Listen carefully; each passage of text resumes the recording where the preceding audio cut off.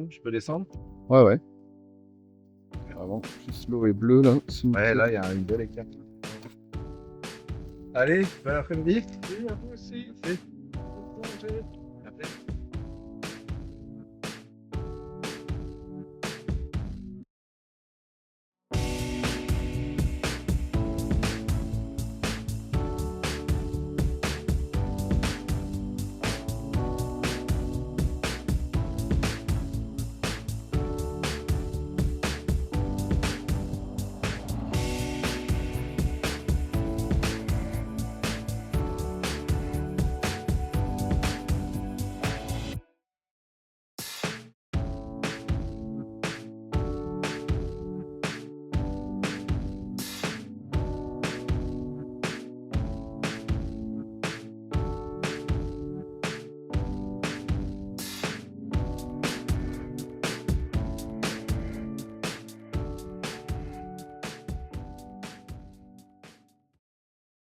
Aujourd'hui, c'est un D850. Donc D850, c'est un plein format de chez Nikon.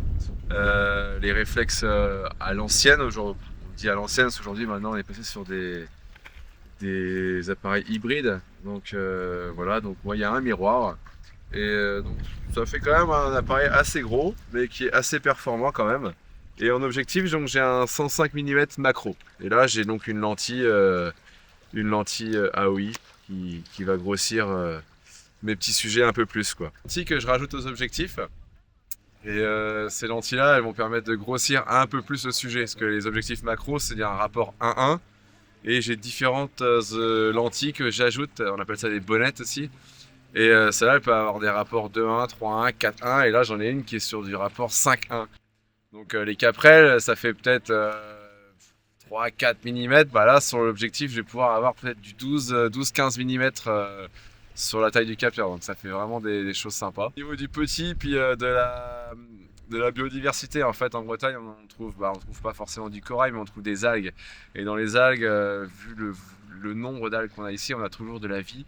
Et il y a quand même différents écosystèmes qui sont complètement différents d'une côte à l'autre. En sautant d'un aber à l'autre, par exemple, on va trouver des choses qui sont différentes. En Guadeloupe, la biodiversité va être plus ou moins la même sur toute l'île, voire même sur toute la zone Antilles, sur cette partie-là. Martinique, c'est pareil. Alors qu'ici, vraiment, on peut trouver des écosystèmes dans différents endroits qui sont assez proches. On peut parler de la berbe noire dans laquelle on est, il y a la rade de Brest où il y a un écosystème complètement différent, après il y a la ria d'Etel, et puis il y a les plongées plus au large, il y a plein de choses. C'est beaucoup plus varié ici et peut-être moins poissonneux mais beaucoup plus riche en vie au final et plus sympa. On retrouve souvent les mêmes sujets. Alors après, il faut y aller vraiment tout le temps pour essayer de trouver d'autres types de sujets. On va aller dans des sujets de plus en plus petits ou alors des sujets qui vont vraiment ils vont apparaître par chance entre guillemets. Donc des fois, bon, la chance ça se provoque, mais il y a des sites où on sait qu'on va trouver telles espèces, d'autres où on va trouver d'autres types d'espèces et on aime bien changer pour justement changer les espèces et les écosystèmes.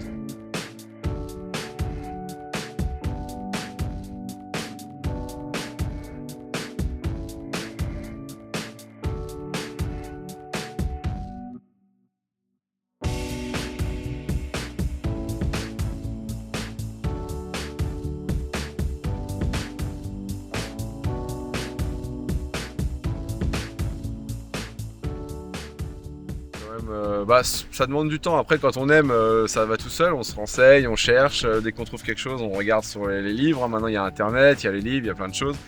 Et puis, il y a aussi les gens qu'on côtoie et qui en connaissent aussi un peu plus. Chacun connaît un petit peu sur chaque chose. Et puis, quand on met tout bout à bout, on arrive toujours à avoir